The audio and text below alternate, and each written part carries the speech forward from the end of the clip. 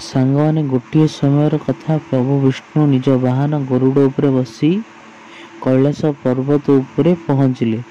ଯେତେବେଳେ ଗରୁଡ଼ କୈଳାସ ପର୍ବତ ଉପରେ କୈଳାସର ସୌନ୍ଦର୍ଯ୍ୟ ଦେଖୁଥିଲେ, ସେହି ସମୟରେ ତାଙ୍କୁ ଏକ ଛୋଟ ପିଲା ପକ୍ଷୀ ଦେଖାଗଲା, ଯାହା ଦେଖିବାକୁ ବହୁତ ସୁନ୍ଦର ଥିଲା। ଗରୁଡ଼ ଦେଖିଲେ ସେ ପକ୍ଷୀକୁ ଯମରାଜ ଆଶ୍ଚର୍ଯ୍ୟ ହୋଇ ଦେଖୁଥିଲେ।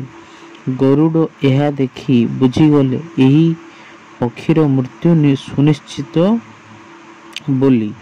ଗରୁଡ଼ ଏହି ନିରୀହ ପକ୍ଷୀର ଜୀବନ ବଞ୍ଚାଇବା ପାଇଁ ସେହି ପକ୍ଷୀକୁ ହଜାରେ କୋଶ ଦୂର ଘଞ୍ଚ ଜଙ୍ଗଲରେ ଛାଡ଼ି ପୁଣି କୈଳାସ ଫେରି ଆସିଲେ।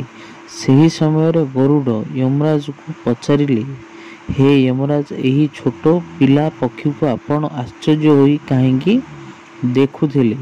ଏହା ଶୁଣି ଯମରାଜ କହିଲେ, ହେ ଗରୁଡ଼, ମୁଁ ସେହି ଛୋଟ ପିଲା ପକ୍ଷୀକୁ ଆଶ୍ଚର୍ଯ୍ୟ ହୋଇ ଏଥିପାଇଁ ଦେଖୁଥିଲି କି ତା ମୃତ୍ୟୁ ହଜାରେ କୋଶ ଦୂର ଘଞ୍ଚ ଜଙ୍ଗଲରେ ସାପ ଦଂଶନ କରିବା ଦ୍ୱାରା ହେବ।